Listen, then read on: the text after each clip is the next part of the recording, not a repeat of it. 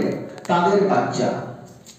তো ওই দেহ ব্যবসা যারা করেন এই বাচ্চাদের নিয়ে আমাদের মতো অনেক এনজিও কাজ করে। আমাদের ওখানে এডুকেশন সেন্টার আছে, সেই এডুকেশন সেন্টারে এরা থাকে, সারাদিনই থাকে, খেলাধুলো করে, পড়াশোনা করে, এদের ফর্মাল স্কুলে অ্যাডমিশন করানো আছে। যেহেতু মা কাস্টমার নিয়ে থাকে সারাদিনই প্রায় এখানে এরা কাটায়। তো যেহেতু আমরা ওই বিষয়টা নিয়েই আলোচনাটা করব, সেই জন্য গানটা আমরা প্রথমেই শুনে নিলাম। এবার 10 মিনিট একটা এক্সারসাইজ করবো আমরা। আপনাদের কাছে একটা কাগজ দিচ্ছি আমরা, এটা মাত্র 10 মিনিটে এক্সারসাইজ হয়ে যাবে।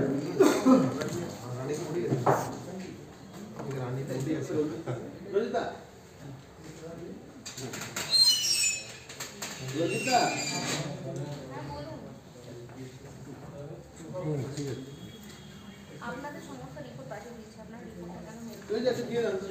কেন দেখেন না?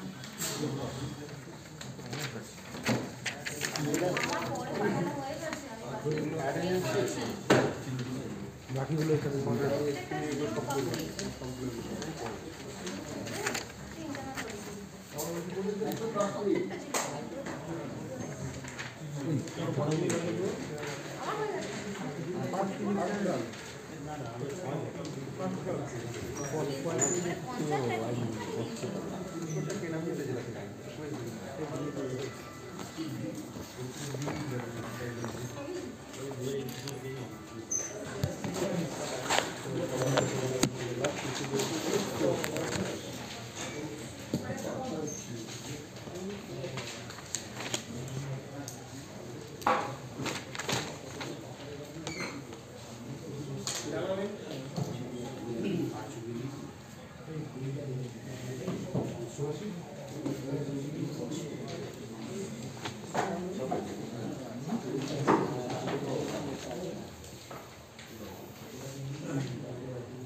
স্যার পেয়েছেন sir?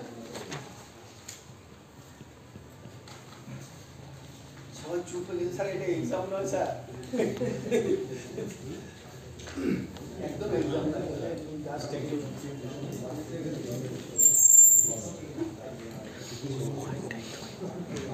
CPC act, child protection act, আবার কি আর সব ভেঙে বলা যাবে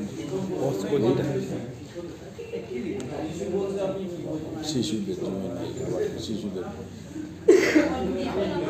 পক্সো আইন দিতে পক্সো,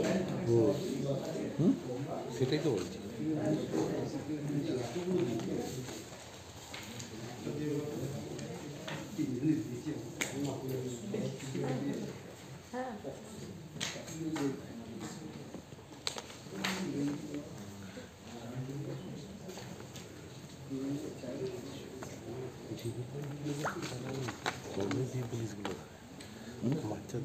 জুভেনাইল রিজর্ট বাচ্চাদের আইন কান দেখবার জন্য, শিশুদের সুরক্ষা দিতে ঘুমিয়েছে, চিন্তা করে নিবে।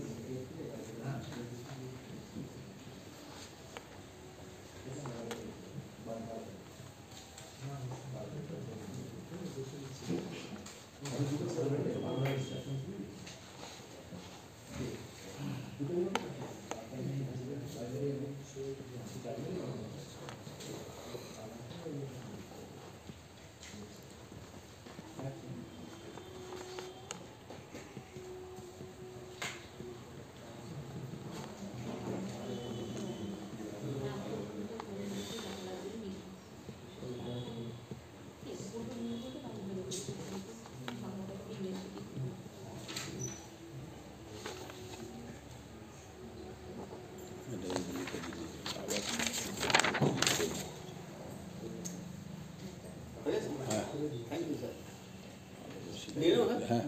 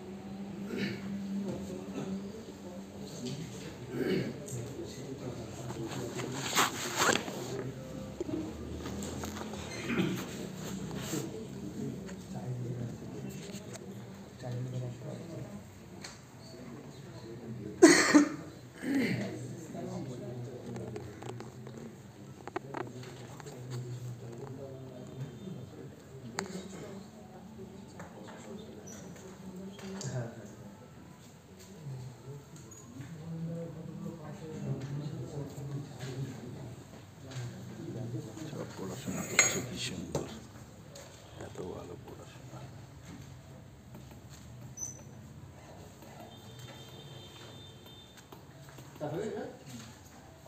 যাদের হয়ে গেছে তাহলে দিয়ে দেন।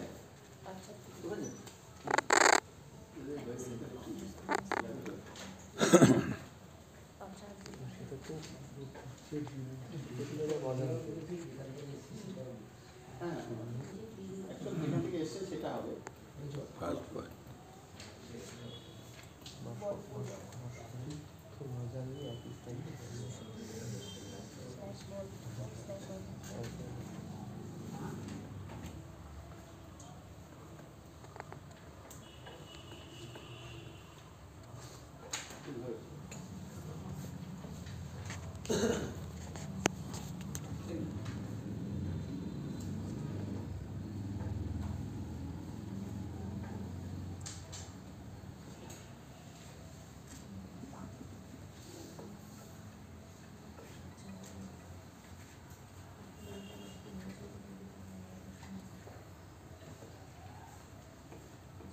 সবার কিন্তু ছোটবেলার এক্সামের কথা মনে হচ্ছে মানে এত শান্ত সব চুপচাপ।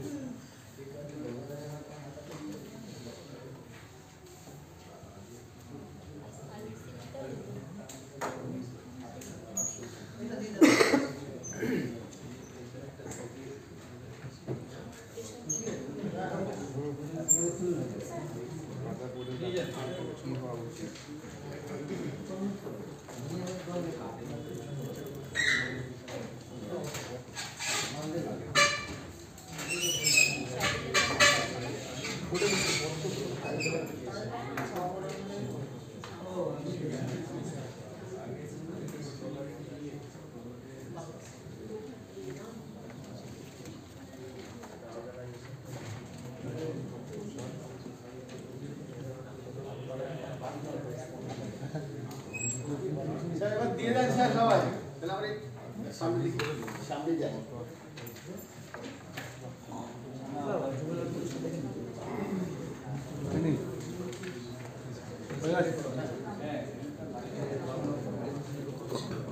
ঠিক হচ্ছে না, আবার এগুলো কাটাকাটি।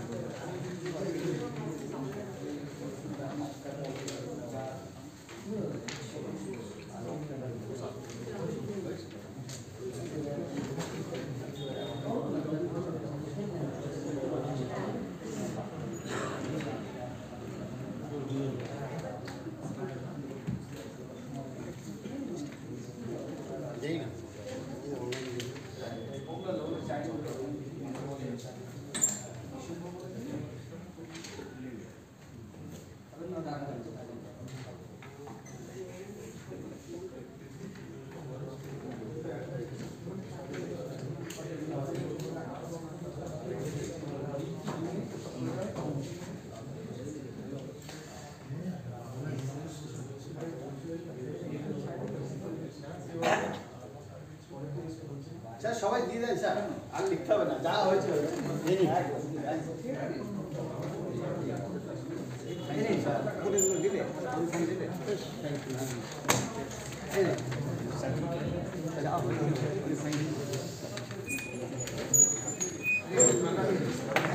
সবাই ছবি তুলে যাচ্ছে না।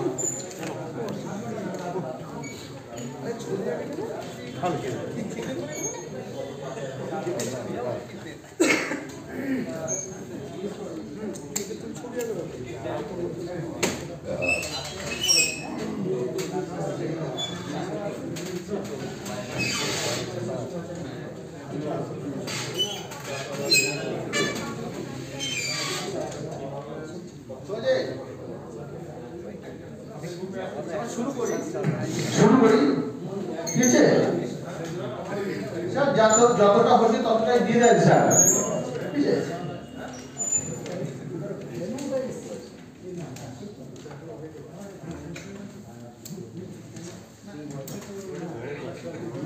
হ্যাঁ দিয়ে দেন। তো স্যার শুরু করছি, শুধু আমরা বলবো আর আপনারা শুনবেন, এরকম হবে না কিন্তু। আপনারাও বলবেন, আপনারা এবং আমরা উভয়ে মিলে একটা আলোচনা হবে। তো যে বিষয়টা নিয়ে প্রথমে আমি শুরু করতে চাইছি, আপনারা জানেন যে মানুষ বিক্রি হয়, মানুষ পাচার হয়, মানুষ কেনাবেচা হয়, ট্রাফিকিং হয়, এটা আপনারা জানেন, আমরা জানি, সবাই জানি। কিন্তু কত হয় সেটাও অনেকেই আপনারা জানেন।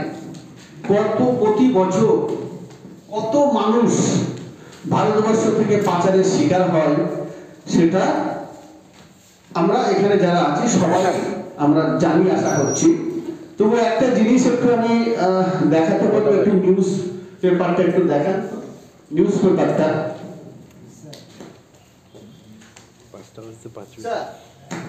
এখানে দেখুন একটা নিউজ আছে, 3 বছরে বেপাত্তা 13 লক্ষের বেশি মেয়ে ইন ইন্ডিয়া। 3 বছরে 13 লাখের বেশি মেয়ে মিসিং, বেপাত্তা, মিসিং ইন ইন্ডিয়া। 2019, 2020 এবং 2021 এই 3 বছরে ভারতবর্ষে 13 লাখের বেশি মেয়ে মিসিং হয়েছে, বেপাত্তা হয়েছে 13 লাখ। তার মধ্যে এখানে কোন রাজ্যে কত হয়েছে সেটা বলা আছে। পশ্চিমবঙ্গে একটু বেশি হয়েছে, এবং যারা কাজ করছে এইখানে পশ্চিমবঙ্গে যত হচ্ছে, আগেরটা আমরা নিউজ পেপার দেখলাম, এরপরে দেখুন এখানে বলা আছে সরকারি রিপোর্ট। সরকার একটা রিপোর্ট প্রকাশ করেছে, সেই আমাদের কেন্দ্রীয় স্বরাষ্ট্র মন্ত্রক লিখিত প্রশ্নের উত্তরে এনসিআরবি একটা রিপোর্ট প্রকাশ করেছে। 1,93,511 জন এই পেজে যেগুলো আছে এগুলো সবই হচ্ছে পাচার হয়েছে, পাচার। মাইক ছাড়া বললে কি সুবিধা হবে? বছর আমাদের দেশে 1 লাখের মতো নারী এবং শিশু বিক্রি হয় প্রতি বছর। Report national crime bureau. প্রতি বছর ভারতবর্ষে 1 লাখ নারী এবং শিশু বিক্রি হয় প্রতি বছর। এই 1 লাখের মধ্যে 80,000-এর মতো হয় নারী এবং নারী শিশু, আর 20,000-এর মতো হয় পুরুষ শিশু, যাদের বয়স হয় 8 থেকে 14 বছরের মধ্যে। আর নারী এবং নারী শিশু যারা পাচারের শিকার হয়, বিক্রি হয়, তাদের বয়স হয় 11 থেকে 35 বছরের মধ্যে। এই নারী এবং নারী শিশুদের মূলত যে কাজে ব্যবহার করা হয়, বেশিরভাগ দেহ ব্যবসার কাজে ব্যবহার করা হয়। বেশিরভাগ দেহ ব্যবসার কাজে ব্যবহার করা হয়, অন্যান্য কাজেও ব্যবহার করা হয়, কিন্তু বেশিরভাগ দেহ ব্যবসার কাজে ব্যবহার করা হয়। আর বাকি যে 20,000-এর মতো পুরুষ শিশু 8 থেকে 14 বছরের মতো বয়সী, এরাই মূলত পাচারের শিকার হয়। এরাই এই বাচ্চাদেরকে দিয়ে, পুরুষ শিশুদেরকে দিয়ে মূলত 2টি কাজে ব্যবহার করা হয়। একটি কাজ হচ্ছে, কি হতে পারে স্যার একটু যদি বলেন? সেক্সুয়াল হ্যাঁ হ্যাঁ স্যার, সেক্সুয়াল সেক্স সেক্সুয়াল একটা ব্যাপার হতে পারে। সেক্সুয়াল পুরুষ শিশু ভিক্ষাবৃত্তি। হ্যাঁ, আর কি হয়েছিল? Organ trafficking. Thank you. মূলত যে 2টি কাজে ব্যবহার করা হয় স্যার, আপনারা সবাই ঠিকই বলেছেন। প্রথম কাজটি হচ্ছে ব্ল্যাকের কাজে ব্যবহার করা হয়, ব্ল্যাক বর্ডারে। কারণ সুপ্রিম কোর্টের অর্ডার অনুযায়ী পুলিশ, বিএসএফ বা বাংলাদেশের বিডিআর বাচ্চাকে গুলি করতে পারবে না। 18 বছরের নিচে বয়স হলে কোনো শিশুকে গুলি করতে পারবে না। যদি সে দেখে যে সোনা নিয়ে যাচ্ছে, হিরোইন নিয়ে যাচ্ছে, গাঁজা নিয়ে যাচ্ছে, বন্দুক, পিস্তল, গুলি, এগুলো সব নিয়ে, ফেন্সিডিল নিয়ে পারাপার হচ্ছে, পুলিশ যদি মাল সহ ধরে, কেউ গুলি করতে পারবে না। এবং মাল সহ ধরা পড়লে তার সর্বোচ্চ সাজা হবে একটা বাচ্চা 3 বছর হোমে থাকা, জেল হবে না। যেহেতু বাচ্চা জেল হবে না এবং পুলিশ গুলি করবে না, তাই এই ব্লাগার যারা, এরা এই বাচ্চাদেরকে দিয়ে বর্ডারে ব্ল্যাকের কাজ করে। 1 2 হচ্ছে, আপনারা জানেন, অনেকেই জানেন, আমাদের দেশে ঘোড়া দেশ হয়। কিছু দেশ আছে মরুভূমির দেশ, মরুভূমির দেশ, সেই দেশে উটের রেস হয়। উটের রেসে জকি বা সওয়ার বানানোর জন্য এই পুরুষ শিশুদেরকে ব্যবহার করা হয়। 8 থেকে 14 বছরের পুরুষ শিশুদেরকে ব্যবহার করা হয়। এরও 2টি কারণ আছে, যদি কেউ একটু বলেন স্যার। 8 থেকে 14 বছরের পুরুষ শিশুদেরকে কেন উটের পিঠে জকি বানানো হয়, জকি বা সওয়ার বানানো হয় স্যার? ঠিক করে বেঁধে দিয়ে এটাকে ছোটানো হয়। ছোটানো হয়। যতটা এরকম দেখি করে বাচ্চাটা তত চেঁচাবে, হ্যাঁ, আর উটটা তত ছুটবে। শুনুন, থ্যাংক ইউ। আর কেউ স্যার? যত আওয়াজ পাবে তত স্পিড বেড়ে যাবে, কান্নাটাই থ্যাংক ইউ স্যার। 8 থেকে 14 বছরের শিশুর ওজন কম ওজন নিয়ে উঠে ছুটতে সুবিধা হয়। 2 হচ্ছে, স্যার বলেছেন উট বাচ্চা সাংঘাতিকভাবে বাচ্চার কান্নার ভয় পায়, মানুষের বাচ্চার কান্নার ভয় পায় উট। যদি কখনো আপনাদের এলাকায় উট এসে থাকে, কান্না অবস্থায় কোনো বাচ্চাকে উটের পাশে নিয়ে যাবে, সেই উটকে ধরে রাখা খুব কঠিন হবে। উট সাংঘাতিকভাবে মানুষের বাচ্চার কান্নার ভয় পায়। তো 1 হচ্ছে কম ওজন নিয়ে ছুটতে সুবিধা। 2 হচ্ছে মানুষের বাচ্চার কান্নার ভয় পায় উট। একসাথে 30 থেকে 40টা উট রেসের মাঠে নামানো হয়।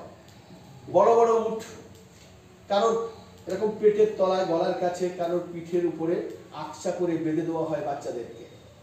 এবার বড় বড় উট আর 8 বছর 10 বছরের বাচ্চা, 30টা উট বা 40টা উট দাঁড়িয়ে আছে, তাকে পিঠে বা পেটের তলায় বেঁধে দিয়েছে। বাচ্চা ভয়ে কাঁদবে না? কাঁদবে না? কাঁদবে। তো বাচ্চা যত কাটে উট তত ছোটে, আর উট যত ছোটে বাচ্চা তত পড়ে যায়, পিছনের উটগুলো পায়ের তলায় পিষে দিয়ে চলে যায়, 80% শিশু মারা যায়। যেহেতু শিশু মারা যায়, তাই উটের মালিক যারা তারা তাদের নিজেদের বাচ্চাকে ব্যবহার করে না, বাচ্চা কিনে নিয়ে উটের পিঠে জকি বা সওয়ার বানায়। কারণ হচ্ছে এই যে উটের রেস যেটা হয়, prize first prize second prize পাবে, বিষয়টা সেটা নয় বা ফ্যাক্টর সেটা নয়। ফ্যাক্টর হচ্ছে জুয়া খেলা। যেমন আমরা ইন্ডিয়া জিতবে না পাকিস্তান জিতবে ক্রিকেটে, ইংল্যান্ড জিতবে না অস্ট্রেলিয়া জিতবে, যে খেলাটা খেলি আমরা, ঠিক উটের রেসের মাঠে প্রচুর জোয়ারি মাঠের পাশে বসে মাঠে থেকে এই খেলাটা করে। বাচ্চা মরাটা তাদের কাছে ফ্যাক্টর নয়, কোন উটের গায়ে কাপড় বেঁধে দেওয়া হয়, বিভিন্ন কালারের কাপড় বেঁধে দেওয়া হয়। মূলত হয় জুয়া খেলা, মূলত জুয়া খেলা হয়। আর যে 20% বাচ্চা বেঁচে যায় তাদেরকে দ্বিতীয়বার আর উটের পিঠে জকি বা সওয়ার বানানো হয় না। এরও কারণ আছে। কারণ হচ্ছে আপনারা বাড়িতেও দেখবেন একটা বাচ্চা যদি কান্না করে, সে 10 মিনিট 15 মিনিট কান্নার পরে কাঁদতে কাঁদতে সে নেতিয়ে বা ঘুমিয়ে পড়ে। তাই যে বাচ্চা কাঁদতে পারবে না তাকে আর দ্বিতীয়বার উটের পিঠে চাপানো হয় না, উটের পিঠে জকি বানানো হয় না, কারণ সে তো কাঁদতেই পারবে না। তাই তাদেরকে বিক্রি করে দেওয়া হয়। আবার এই বেঁচে যাওয়া বাচ্চাগুলোকে কিনে নেওয়ার জন্য এক শ্রেণীর ব্যবসায়ী উটের রেসের মাঠের পাশে বসে থাকে। তারা এই বেঁচে যাওয়া বাচ্চাগুলোকে কিনে নিয়ে তাদেরকে সুস্থ করে। সুস্থ করার পরে তাদেরকে কারোর হাত কারোর পা কেটে দেয়, শরীরের বিভিন্ন অংশ এসিড দিয়ে পুড়িয়ে ঘা তৈরি করে। তারপর সকালবেলা গাড়ি করে নিয়ে যায় বড় বড় মেলা, ধর্মীয় অনুষ্ঠান, মসজিদ, মন্দির, বাস স্ট্যান্ড, রেল স্টেশন, হাতে থালা ধরিয়ে দিয়ে বসিয়ে দেয়। আবার সন্ধ্যাবেলা তুলে নিয়ে আসে। মূলত তাদেরকে দিয়ে ভিক্ষা বৃত্তির কাজ করানো হয়। আবার যখন ঘা শুকিয়ে যায়, এসিড দিয়ে পুড়িয়ে ঘা টাটকা করা হয়, কারণ ঘা টাটকা হলে সেই থালায় পয়সা আমরা বেশি দেই, এটা আমাদের ধর্ম। তাই তো, যার 2 পা কাটা তার একটু পয়সা বেশি দেয় না, যার 1 হাত কাটা তার একটু পয়সা কম দেয়, যার 2 হাত কাটা তার একটু পয়সা বেশি দেয়। সেই জন্য তাদেরকে ঘা শুকিয়ে গেলে এসিড দিয়ে পুড়িয়ে ঘা টাটকা করা হয়। কারণ ঘা টাটকা হলে সেই থালায় আমরা পয়সা বেশি দেবো, এটা সবাই আমরা জানি। এছাড়াও স্যার বলছিলেন অর্গান, মানুষের অঙ্গ প্রত্যঙ্গ বিক্রি হয়, তাই না? কিডনি বিক্রি হয়, চোখ বিক্রি হয়, রক্ত বিক্রি হয়, কিন্তু এটা বেআইনি, আইনত নিষিদ্ধ। মানুষের অঙ্গ প্রত্যঙ্গ বিক্রি আইনত নিষিদ্ধ, তবুও ব্ল্যাকে বিক্রি হয়। ব্ল্যাকে মানুষের শরীরে 2টি কিডনি আছে, এর রেডিমেড মার্কেটে 7-14 লাখ টাকা দাম আছে। কখনো কখনো একটা 14 লাখে বিক্রি হয়, কিন্তু এটা রেডিমেড মার্কেট ব্ল্যাকে 7-14 লাখ। মানুষের শরীরে 2টি চোখ আছে, এর রেডিমেড মার্কেটে 5-10 লাখ টাকায় বিক্রি হয়। তো 14 লাখ আর 10 লাখ কত হলো? 24 লাখ। একটা স্বয়ং সম্পূর্ণ মানুষের শরীরে 7.5 কেজি রক্ত আছে। একটা স্বয়ং সম্পূর্ণ মানুষের অন্য জেলা 1-2 জন আছে স্যার, কিন্তু বাকি হচ্ছে সব অন্য রাজ্যে ছেলেরা, তাদের সাথে কিন্তু এই প্রেমটা হচ্ছে। এবং এমন ভাবে ফাঁসাচ্ছে স্যার, একটা ছোট্ট উদাহরণ দিলে আপনি বুঝতে পারবেন। রিসেন্ট এনেছি, সেটা হচ্ছে মুর্শিদাবাদের কেস স্যার। মুর্শিদাবাদের একটি মেয়ে, বেলডাঙ্গা থানার মেয়ে, বেলডাঙ্গা থানার একটি কেস। মেয়েটি পুনের একটি ছেলের সাথে ফেসবুকে তার সাথে আলাপ হয়েছে এবং প্রেম হয়েছে। 1 বছর ধরে তার সাথে প্রেম করছে স্যার, 1 বছর প্রেম করেছে। প্রেম করার পরে ছেলেটি হঠাৎ একদিন বলছে যে তুমি বাথরুমে গিয়ে তোমার জামা কাপড় ছাড়া একটা ছবি আমাকে পাঠাও। 16 বছর বয়স মেয়েটি বলছে না, পাঠাবো না। বলছে কেন, তুমি তো আমার বউ। বলছে তুমি আমার বউ, তো তোমাকে সামনের মাসে কথাবার্তা চলছে, ওই বিয়ে করবে সামনের মাসে। বলছে তুমি তো আমার বউ, তো তোর ছবি পাঠাতে আপত্তি কি? আর যেহেতু ও স্বামী হবে, বয়ফ্রেন্ড আবদার করেছে, এ বাথরুমে গিয়ে জামা কাপড় ছেড়ে একটা ছবি দিয়েছে ছেলেটিকে। ঠিক তার ছবিটি পাওয়ার 7 দিন পরে ছেলেটি মেয়েটিকে বলছে, এবার তোমার মা যখন বাথরুমে স্নান করবে, তোমার মায়ের জামা কাপড় ছাড়া একটা ছবি তুলে আমাকে দাও। বলুন কোনো বাচ্চা দেবে তার মায়ের ছবি? মেয়েটি বলছে না, দেবো না। বলছে তুমি যদি না দাও, তোমার এই ছবি আমি ফেসবুকে ছাড়বো। তুমি যদি না দাও তোমার মায়ের ছবি, তাহলে তোমার এই ছবি আমি ফেসবুকে ছাড়বো। বলুন এই মেয়েটি কি করবে তখন? এই পরিস্থিতিতে তাকে আত্মহত্যা করতে হবে, অথবা মায়ের ছবি দিতে হবে, নাহলে ওর ছবিটা ফেসবুকে ছেড়ে দেবে। মেয়েটি খুব বিপদের মধ্যে আছে সেই সময়, তখন ওকে অপশন দিল একটা, বলে ঠিক আছে তোমার মায়ের ছবি দিতে হবে না, তুমি তাহলে চলে এসো আমার কাছে, তুমি তাহলে আমার কাছে চলে এসো, তোমার মায়ের ছবি দিতে হবে না, তুমি যদি না আসো তাহলে তোমার ছবি ছেড়ে দেবো। বাধ্য হয়ে মেয়েটি সেই ছেলেটির কাছে যায়, ডাইরেকশন ছেলেটি দাঁড়িয়ে, কিন্তু ছেলে নিতে আসেনি বেলডাঙাতে। মেয়েটিকে বলেছে তুমি হাওড়ায় এসে এই ট্রেন ধরবে, ধরে এখানে নামবে, আমি এখানে দাঁড়িয়ে থাকবো। মেয়েটি কিন্তু সেই পুনেতে চলে গেছে। আমরা মেয়েটিকে উদ্ধার করেছি রিসেন্ট, কিন্তু সবাইকে তো আমরা উদ্ধার করতে পারছি না স্যার। এই যে মিসিং হয় স্যার, এই যে মিসিং আপনার এনসিআরবি রিপোর্টে দেখবেন শুধুমাত্র 28% রেস্কিউ হয় স্যার, 28% রেস্কিউ হয়, আর 72% কে আমরা খুঁজে পাই না, পুলিশও পায় না, কেউ পায় না স্যার, মাত্র 28% কে খুঁজে পাওয়া যায়। আপনারা দেখেন এখন আমার কাছে বেশিরভাগ দিনার এফআইআর কপি আছে আমার কাছে, এফআইআর এর কপি যদি আপনাদেরকে দেই আপনারা বুঝতে পারবেন যে কি পরিমাণে মিসিং কেস হয়েছে প্রত্যেকটা থানায়, কি পরিমাণ। এরা কি স্পেসিফিক কোনো আর্থসামাজিক গ্রুপকে টার্গেট করে? একদম স্যার, একদম স্যার। এদের টার্গেট হচ্ছে স্যার আমাদের কাছে, আমরা যারা কাজ করি আমাদের কাছে লিস্ট নেই, কিন্তু এই যারা এই কেনাবেচার কাজ করে তাদের কাছে সবার কাছে লিস্ট আছে স্যার, যে কোন বাড়িতে একটু অভাব অনটন আছে তার লিস্ট আছে, কোন বাড়িতে 2-3টে মেয়ে আছে বিয়ে দিতে পারছে না আছে, মানে এতটা নেটওয়ার্ক তৈরি। এত নেটওয়ার্ক চালাবে, এত নেটওয়ার্ক, পুরো লিস্ট তাদের কাছে, আমাদের কাছে জানে, পুলিশের কাছে জানে, পঞ্চায়েতের কাছে জানে, তাদের কাছে লিস্ট আছে। কোন বাড়িতে বধূ নির্যাতন চলছে সেই লিস্ট ওদের কাছে আছে, ওরা সেই লিস্ট অনুযায়ী সেইভাবে ছেলেদেরকে, যেহেতু 35 বছর পর্যন্ত ডিমান্ড আছে মার্কেটে, 11 থেকে 35 হচ্ছে ডিমান্ড মার্কেটে, দেহ ব্যবসার জন্যই মার্কেট, 35 বছরের পরে তার ডিমান্ডটা কমে যায়, সেই জন্য ওদের টার্গেট হচ্ছে এই 11 থেকে 35 বছর পর্যন্ত মহিলা, এটা হচ্ছে টার্গেট। আচ্ছা, এখানে যেটা বলছেন মানে আমার ভালো লাগছে বলে কোশ্চেনগুলো করছি। নিশ্চয়ই নিশ্চয়ই স্যার। এই ইয়ং মেজর 18 বছরের আগে অবিবাহিত এরা যাচ্ছে, কিন্তু যারা ধরুন বিবাহিত হয়ে যাচ্ছে তারা কেন যাচ্ছে বা কিসের জন্য? হ্যাঁ সেইখানটা বলবো স্যার, আমি সেইখানটাতে খুব একটা স্যার খুব ভালো প্রশ্ন করেছেন।